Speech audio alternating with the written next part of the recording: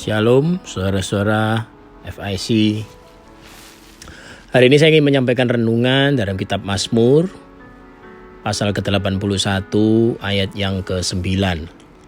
Mazmur pasal ke-81 ayat yang ke-9. Saya bacakan buat saudara. Janganlah ada di antaramu Allah lain, dan janganlah engkau menyembah kepada Allah asing. Akulah Tuhan Allahmu yang menuntun engkau keluar dari tanah Mesir.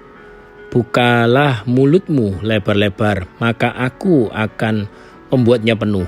Tetapi umatku tidak mendengarkan suaraku, dan Israel tidak suka kepadaku. Sebab itu aku membiarkan dia dalam kedegilan hatinya. Biarlah mereka berjalan mengikuti rencananya sendiri. Nah, saudara berdiri sampai situ. Saya ingin jelaskan kepada saudara, Tuhan berkata kepada umatnya, kepada umat Israel, supaya jangan ada Allah lain, jangan ada ilah lain. Tapi orang Israel tidak mendengar. Lalu kemudian Tuhan menyerahkan mereka kepada rencana-rencananya sendiri. Ada dua poin yang ingin saya sampaikan kepada saudara pada hari ini. Poin yang pertama adalah peringatan Tuhan, jangan ada ilah lain di dalam hidup kita. Seringkali apa yang disebut dengan ilah, kita berpikir bahwa ilah itu atau Allah itu adalah Tuhan.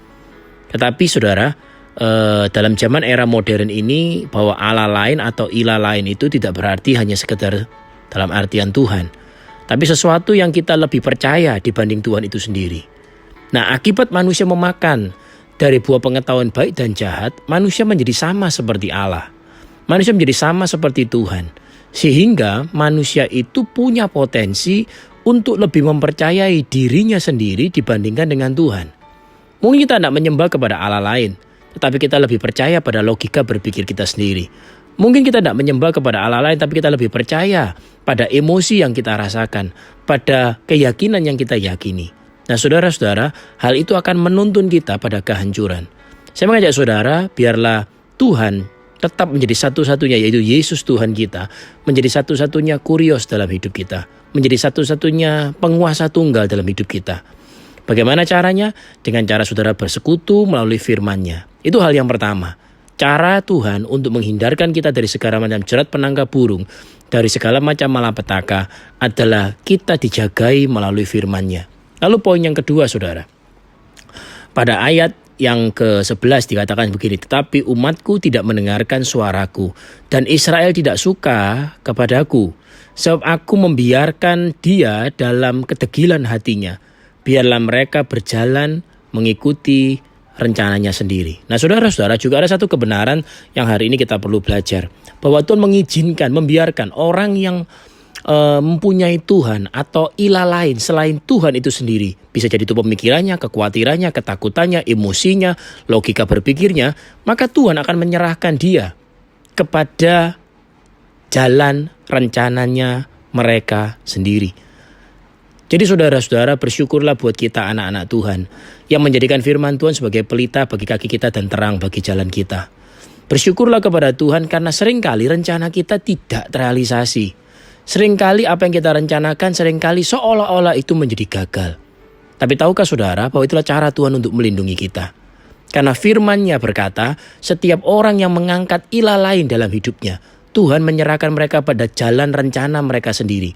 Dan itu akan memimpin pada kehancuran dan kegagalan dan kerusakan yang sangat parah. Nah, saya mau sampaikan kepada saudara, kadang ada pintu yang sengaja Tuhan tutup. Dan pintu itulah pintu malapetaka. Pintu itu pintu kutuk. Pintu itu adalah pintu kerusakan yang fatal dalam rumah tangga kita, dalam kehidupan sosial kita, dan seterusnya dan seterusnya. Tetapi saudara, Tuhan membuka pintu yang lain bagi kita, yaitu pintu berkat, pintu mujizat, pintu kasih karunia demi kasih karunia. Pegang firman Tuhan, tetap bersekutu di dalam kasih karunia-Nya. Lalu saya lanjutkan pada ayat yang ke-12, sebab itu aku membiarkan di dalam kedegilan hati mereka, biarlah mereka berjalan mengikuti rencananya sendiri. Lalu sekiranya umatku mendengarkan aku, sekiranya Israel hidup menurut jalan yang ku tunjukkan, seketika itu juga musuh mereka aku tundukkan, dan terhadap para lawan-lawan mereka aku balikkan tanganku. Orang yang membenci Tuhan akan tunduk dan menjilat kepadanya. Itulah sebab nasib mereka untuk selama-lamanya. Tetapi umatku akan kuberi makan gandum yang terbaik, dan dengan madu dan gunung batu aku akan mengenyangkannya. Dan dengan gunung batu aku akan mengenyangkannya. Nah saudara-saudara, inilah janji Tuhan. Jangan takut, jangan khawatir dengan semua hal-hal apa yang terjadi. Pastikan hati kita hanya ada Tuhan saja dan firman-Nya yang menjadi pemimpin dalam hidup kita. Jangan izinkan logika kita sendiri, jangan izinkan hati kita sendiri. Tuhan memberkati setiap kita, keluarga besar FIC. God bless you all. Amin.